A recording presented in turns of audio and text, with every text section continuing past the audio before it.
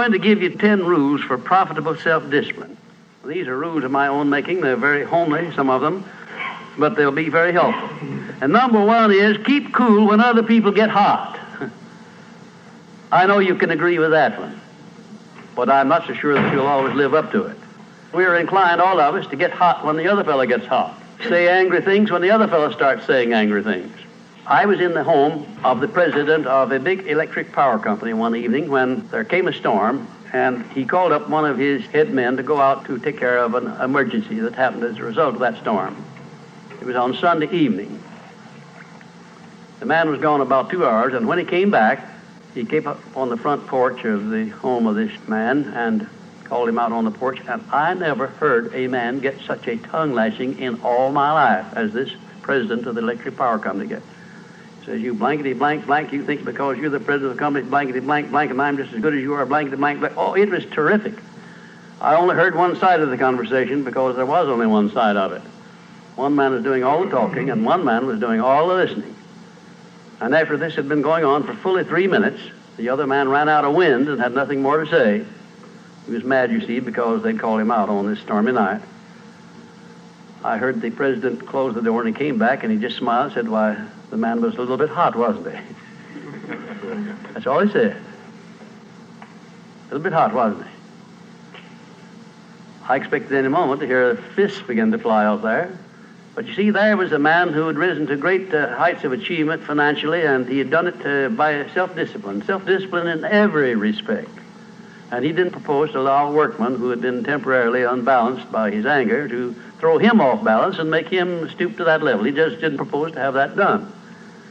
And you'll notice when you get into an argument with anyone, and you're apt to if you don't watch yourself, that if you'll just remain silent while the other fellow's blowing off his top, he finally gets to the point where he's got no more top to blow off. Then if you want to get in a few words of your own, that's a mighty good place to do it. It's a mighty fine thing if the words that you get in are not the kind of the words you've been hearing. In other words, if you say something back kind in return, it's far better for the other fellow and far better for you. It shows you to be the bigger of the two persons. Now, anybody can get mad and blow his top because of what somebody does or says, and that's happening all the time. But the truly big man, the man who is in charge of himself, he doesn't allow anybody to draw him down to that level of a street brawl or of an argument in harsh words unless he wants to do it. And if he's truly a big man, he doesn't want to do it. Number two, remember there are 3 sides to all arguments. We ordinarily think there are 2 sides to all arguments, but they're not. They're 3. There's your side, there's the other fellow's side, and then there's the right side, which is usually about in the middle of the 2 viewpoints. Remember that when you get into an argument with the other fellow. Don't assume that he's always at fault. Maybe you're partly at fault too. Maybe neither one is totally at fault. The chances are, in all of the arguments I've ever heard, both parties were partly to blame in one way or another. I have never yet heard an argument where one party entirely was to blame, although I suspect there are such arguments at times. Number 3, never give directives to a subordinate when you're angry. If the matter is urgent, then cool off quickly. Number 4, treat all people as nearly as possible as if they were rich relatives from whom you expected to be remembered in their will.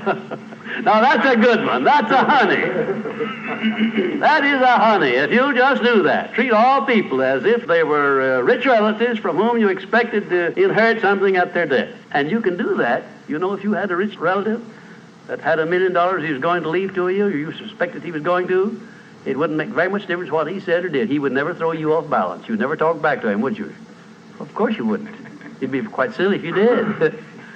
Keeping quiet for $1 million seems to me to be a very easy price to pay. Number 5, look for the seed of an equivalent benefit in every unpleasant circumstance with which you meet, no matter what the unpleasant circumstance is. Make it a point to discipline yourself so that you look for that seed of an equivalent benefit, and you start looking in connection with the circumstance. Don't wait a week or two till you've all worked yourself up about it. Start right in where you stand. It'll lessen the blow. It'll lessen the hurt of the wound, whatever it happens to be, if you start looking for that seed of an equivalent benefit. And number 6, learn the almost forgotten art of asking questions and then listening to the answers instead of getting the other fellow told off. It gives you an awful lot of satisfaction when you're angry to get the other fellow told, doesn't it? And the temptation is very great to do that. I know, because I've been there many times. Don't do it. Be bigger than that. Listen to what the other fellow has to say. And then when somebody makes a statement that you're not sure about, learn to ask this one question. It's one of the most important questions in life. It'll serve more purposes than any other short question that I can think of. When somebody makes a statement that you're not sure about, or that you doubt, or that you question, ask a 4-word question. How do you know? And then wait for an answer and see him squirm. Oftentimes there is no answer. People make wild statements that they can't back up. And instead of getting into an argument and making an incident out of the matter and getting yourself worked up into an argument, let the other fellow stew in his own fat by putting him over the barrel of that question, how do you know? I had a clergyman in my class once who was very, I just don't know exactly how to describe him. He was a fanatic, you might say, on the subject of religion. And he was sure that he knew exactly what was going to happen to me after death. He said so in no uncertain terms, not in the class, but in a private conversation. And he raved and ranted for quite a little while about it. And when he got through, I said, how do you know, parson? And that really put him over the barrel. He said, that's the way I feel about it. That's my faith. I said, well, now, having belief and faith is one thing, but having evidence is something else again. How do you know what's going to happen to me after I die? I don't know, and I doubt that you do.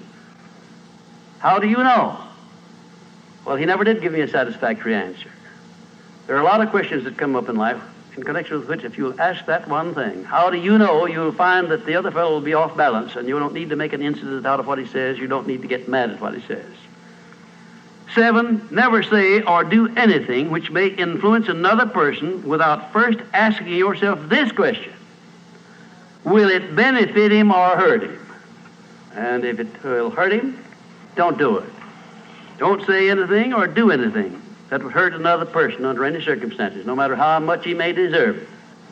Exercise self-discipline. Don't do that, because if you hurt another man, you're going to hurt yourself 10 times as much at least, because that hurt will come back on you. I don't care who you are nor what circumstances you're working under or living under. If you hurt another person, you will be hurt 10 times as much. And if the hurt doesn't come immediately, the rate of interest on that is compound interest on compound interest, and it'll be 100 times as great if you wait long enough. Because everything that you do to or for another person, you do to or for yourself. There is no escape from that. That's just as much a law as the law of gravitation, which everyone understands. You know that if you stepped over the top of this building, no matter what your mind was or what your belief happened to be, if you stepped over the top of this building and violated the law of gravitation, that you'd hit the ground and you'd die in a very few seconds. And this law, which brings you back that which you send out, is just as inevitable, just as inexorable as the law of gravitation or any other of nature's laws. Number 8, learn the difference between friendly analysis and unfriendly criticism. Then decide which you wish to live by in your relations with others. Now, friendly analysis is one thing and is welcomed by most sensible people. I don't object to friendly analysis of anything that I do, even though it's very unfavorable. If it's friendly analysis, I like it, because I can improve by it. But if it's unfriendly criticism, very obviously unfriendly criticism, and not analysis, well, then I resent it. I wouldn't be human if I didn't. How can I tell whether it's friendly analysis or unfriendly criticism? How would you go about telling? A lot of ways you can tell. You can tell by your relationship to the person who's making it, whether it's friendly or unfriendly to begin with. If it's an enemy, obviously I discount it right off the bat, because you almost know it's going to be unfriendly criticism. I can tell also by the tone of voice in which he does it, by the manner in which he does it. Because a man who engages in unfriendly criticism generally uses a few epithets along with it that clearly indicates that he's biased. If you have self-discipline, you're not going to be influenced by that kind of a person. And number 9, remember that a good leader in any calling is one who can take orders as cheerfully as he gives them. And number 10, last but not least, remember that tolerance in human relations is just as important as tolerance in the operation of mechanics.